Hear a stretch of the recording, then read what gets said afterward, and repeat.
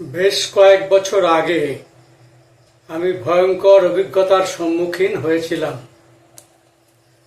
সে সময় দুশ্চিন্তা এবং হতাশায় অস্থির হয়ে উঠেছিলাম।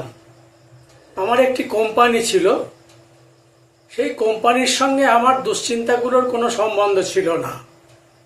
ওই ব্যবসা প্রতিষ্ঠানটি যথেষ্ট সমৃদ্ধি এবং উন্নতির পথে এগিয়ে চলেছিল।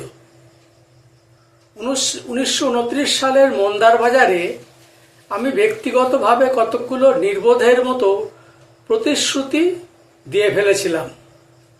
ফলে বিনা দোষে আমি দোষের ভাগী হয়ে পড়লাম। দুশ্চিন্তা আমাকে এত অস্থির করে তুলল যে রাত্রে ঘুমোতে পর্যন্ত পারতাম না। সিঙ্গলস নামের এক যন্ত্রণাদায়ক চুলকানি আমার সমস্ত শরীরে ছড়িয়ে পড়ল। অত্যন্ত ঘনিষ্ঠ একজন চিকিৎসকের পরামর্শ নিলাম।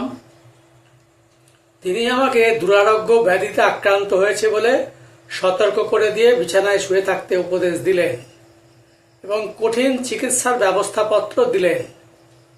কিন্তু তাতে কোনো লাভ হলো না। আমি ক্রমশ দুর্বল হয়ে পড়তে লাগলাম। শারীরিক এবং মানসিক দিক থেকে সম্পূর্ণ ভেঙে পড়লাম। কোথাও এক বিন্দু আশার আলো দেখতে পেলাম না। একদিন রাত্রে ডক্টর যে ঘুমের ওষুধ দিয়েছিলেন তাই খেয়ে কিছুক্ষণ ঘুমালাম, কিন্তু ঘুম ভাঙতেই আচ্ছন্ন চেতনার মধ্যে আমার যেন মনে হলো এটাই আমার শেষ রাত্রি। আমি আর ভোরের আলো দেখার জন্য বেঁচে থাকবো না।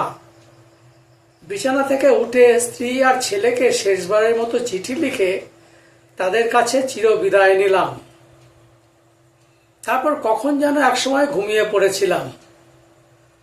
পরদিন সকালে ঘুম ভাঙতেই আমি বেঁচে আছি দেখে খুব অবাক হয়ে গেলাম।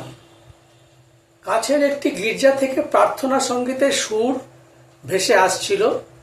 আমি বেশ মন দিয়ে সেটা শুনলাম। তারা গাইছিল, ঈশ্বর তোমার সমস্ত দায়িত্ব বহন করবেন। নিজেকে আর স্থির রাখতে পারলাম না। গির্জায় গিয়ে শান্ত সমাহিত চিত্তে গানটি শুনলাম। হঠাৎ আমার মধ্যে কি যেন একটা ঘটে গেল। সেটা আমার ব্যাখ্যা করার ক্ষমতা নেই। ঘটনাটাকে শুধু অলৌকিক আখ্যা দেওয়া ছাড়া আর কিছু বলতে পারি না। হঠাৎ যেন এক গভীর অন্ধকার থেকে সূর্যের মতো উজ্জ্বল আলোকে আমার মনের উত্তরণ ঘটল। আমি আজ জীবনে প্রথম পরম করুণাময় ভগবানের অযাচিত করুণা স্পর্শে ধন্য হলাম।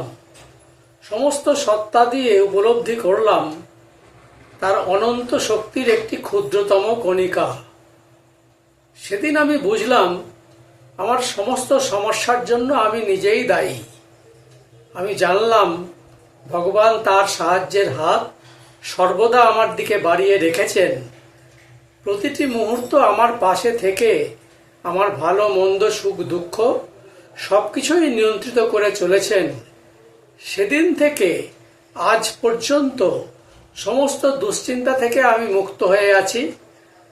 আমার এই 71 বছর বয়সে আমার জীবনের সব থেকে গৌরবময় সেদিনের সেই 20টা মিনিট সময়, যেদিন আমি গির্জায় প্রার্থনা সঙ্গীতটি শুনতে গিয়েছিলাম। দর্শক বন্ধুরা, কি বুঝলেন তাহলে? অহেতুক দুশ্চিন্তা করার কোনো মানে আছে কি? কোনো মানে নেই। সকলে ভালো থাকবেন। ভালো লাগলে আমার সঙ্গে আপনারা থাকবেন। অনেক অনেক ধন্যবাদ।